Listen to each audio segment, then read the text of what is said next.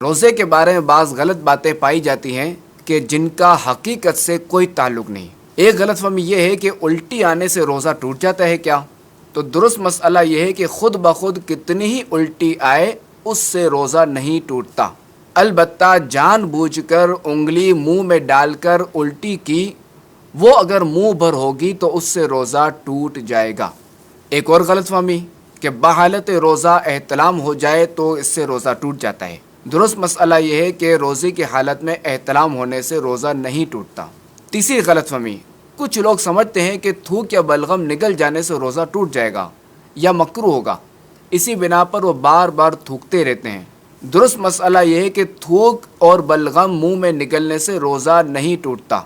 ہاں، منہ سے باہر نکالا، مثلا ہتھیلی پر ڈالا، ہتھیلی پر تھوکا اور پھر اسے دوبارہ منہ میں ڈال لیا تو اب روزہ ٹوٹ جائے گا، مگر عام طور پہ ایسا کوئی نہیں کرتا کہ اسے لوگ گن کھاتے ہیں۔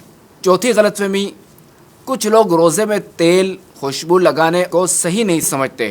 درست مسئلہ یہ ہے کہ یہ کام روزے کی حالت میں جائز ہے۔ کیا روزے کی حالت میں سرما لگانا جائز ہے؟ تو سرما لگانے سے بھی روزہ نہیں ٹوٹے گا، البتہ کاجل کا حکم سرمے والا نہیں، کاجل سے پرہیز کی جائے۔ پانچویں غلط فہمی، رمضان میں سحری میں آنکھ نہ کھلی اور سحری کھانا چھوٹ جائے تو اب روزہ نہیں ہوتا۔ تو درست مسئلہ یہ ہے کہ سحری روزے کے لیے شرط نہیں بلکہ سنت ہے۔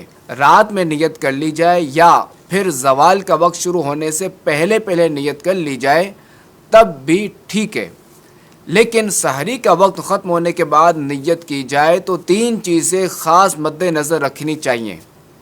اول یہ کہ روزہ بند ہونے کے بعد سے نیت کرنے تک جان بوجھ کر کوئی منافی روزہ کام مثلا کھانا پینا وغیرہ نہ کیا ہو۔ دوسرا یہ کہ یہ نیت کرے کہ میں روزہ بند ہونے کے وقت سے روزے سے ہوں۔ تیسرا یہ کہ زوال کا وقت شروع ہونے کے بعد نیت نہیں ہو سکتی۔ چھٹی غلط فہمی، رات میں غسل فرض ہو جائے تو اب روزہ شروع ہونے کے بعد کلی یا ناک میں پانی افطار کے وقت ہی ڈالیں گے۔ تو درست مسئلہ یہ ہے کہ روزہ شروع ہونے سے پہلے غسل فرض ہو یا روزے میں احتلام ہو جائے تو غروب کا انتظار نہیں کریں گے کہ روزے کی حالت میں نہانا ہو، تب بھی غسل کے تمام فرائض ادا کیے جائیں گے کہ غسل میں کلی کرنا اور ناک میں نرم حصے تک پانی پہنچانا فرض ہے۔ اس کے بغیر نہ غسل اترے گا نہ ہی نمازیں ہوں گی۔ اور یاد رہے کہ روزہ ہو تو غرغرہ نہیں کریں گے، اور عام دنوں میں بھی غرغرہ غسل کا فرض یا کلی کا حصہ نہیں بلکہ یہ الگ سے سنت ہے، وہ بھی اس وقت جب روزہ نہ ہو۔ البتہ روزے کی حالت میں ناک میں پانی سانس کے ذریعے اوپر کھینچنے کی اجازت نہیں۔ ساتویں غلط فہمی، حالت روزہ میں مسواک نہیں کی جا سکتی۔ تو درست مسئلہ یہ ہے کہ مسواک بالکل کی جا سکتی ہے، البتہ یہ احتیاط رکھی جائے کہ ریشے حلق میں نہ جائیں۔ آٹھویں غلط فہمی، جب تک اذان ہوتی رہے سحری میں کھانا پینا جاری رکھا جا سکتا ہے۔ تو درست مسئلہ یہ ہے کہ اذان فجر نماز فجر کے لیے ہوتی ہے، اور جب یہ دی جاتی ہے تو اس وقت سحری کا وقت ختم ہو چکا ہوتا ہے، تو لہٰذا جو اذان کے وقت کھانا پینا جاری رکھتے ہیں یا پوری اذان ختم ہونے کا انتظار کرتے ہیں تو یاد رکھیے کہ ایسوں کا روزہ نہیں ہوتا۔ نویں غلط فہمی، چوٹ وغیرہ لگنے پر خون نکل آئے یا خون ٹیسٹ کروانے سے روزے پر کوئی اثر پڑتا ہے۔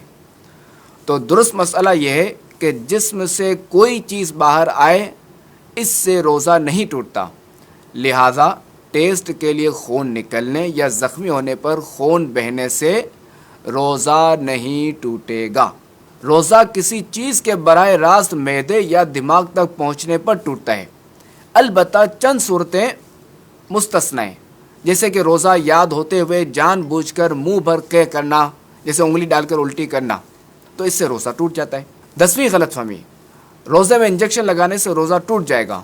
تو یاد رکھیے کہ روزے میں کسی بھی قسم کا انجیکشن لگوانے یا انسولین وغیرہ لینے سے روزہ نہیں ٹوٹتا، بلکہ اگر ضرورت ہے تو روزے میں ڈرپ بھی لگائی جا سکتی ہے کہ اس سے بھی روزہ نہیں ٹوٹتا۔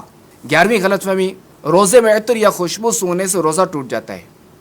تو درست مسئلہ یہ ہے، لکوڈ خوشبو یا ٹھوس خوشبو سونگنے سے روزہ نہیں ٹوٹتا، البتہ اگر کسی نے اگربتی یا لوبان کا دھواں اپنے منہ یا ناک کے ذریعے اندر کھینچا جو کہ لا محالہ حلق میں جائے گا، اور یوں ہی کسی بھی خوشبودار یا غیر خوشبودار دھوئیں کی دھونی اس طرح لی کہ مثلاً اس کے دھوئیں کو ناک یا منہ سے حلق میں داخل کیا، تو اب اس طرح کرنے سے روزہ ٹوٹ جائے گا۔